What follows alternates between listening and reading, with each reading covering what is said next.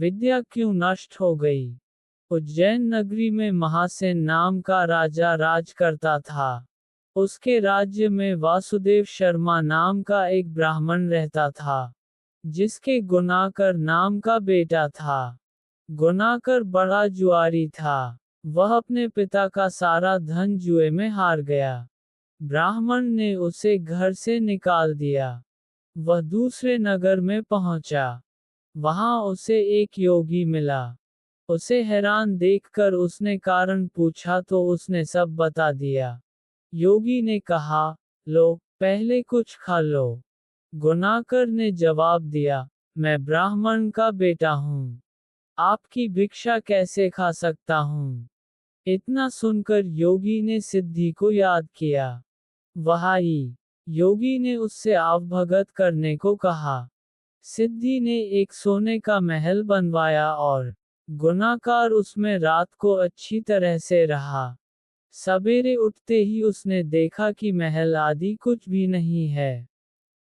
उसने योगी से कहा, महाराज, उस स्त्री के बिना अब मैं नहीं रह सकता। योगी ने कहा, वह तुम्हें एक विद्या प्राप्त करने से मिलेगी। और वह विद्या जल के अंदर खड़े होकर मंत्र जपने से मिलेगी। लेकिन जब वह लड़की तुम्हें मेरी सिद्धि से मिल सकती है, तो तुम विद्या प्राप्त करके क्या करोगे। गुणाकर ने कहा, नहीं, मैं स्वयं वैसा करूंगा। योगी बोला, कहीं ऐसा न हो कि तुम विद्या प्राप्त न कर पाओ और मेरी सिद्धि भी नष्ट हो जाए। पर गुणाकर न माना। योगी ने उसे नदी के किनारे ले जाकर मंत्र बता दिए और कहा कि जब तुम जप करते हुए माया से मोहित होगे, तो मैं तुम पर अपनी विद्या का प्रयोग करूंगा। उस समय तुम अग्नि में प्रवेश कर जाना। गुणाकर जप करने लगा। जब वह माया से एकदम मोहित हो गया तो देखता क्या है कि वह किसी ब्राह्मण के बेटे के रूप में पैदा हुआ है। उसका ब्याह हो गया, उसके बाल बच्चे भी हो गए। वह अपने जन्म की बात भूल गया। तभी योगी ने अपनी विद्या का प्रयोग किया। गुणाकर माया रहित होकर अग्नि में प्रवेश करने को तैयार हुआ।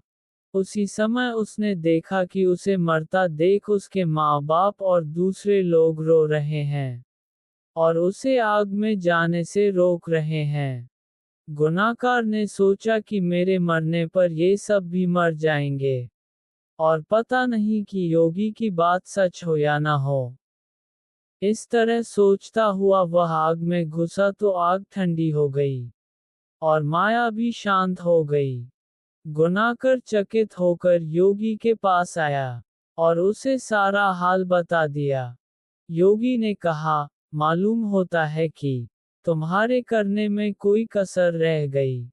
योगी ने स्वयं सिद्धि की याद की, पर वह नहीं आई। इस तरह योगी और गुणाकर दोनों की विद्या नष्ट हो गई।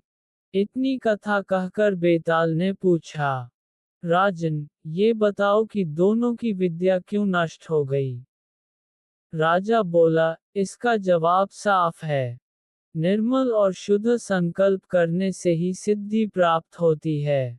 गुणाकर के दिल में शंका हुई कि पता नहीं, योगी की बात सच होगी या नहीं। योगी की विद्या इसलिए नष्ट हुई कि उसने अपात्र को विद्या दी। राजा का उत्तर सुनकर बेताल फिर पेड़ पर जा लटका। राजा वहां गया और उसे लेकर चला तो उसने ये कहानी सुनाई। आगे की कहानी सुनने के लिए नेक्स्ट वीडियो भाग 19 देखें।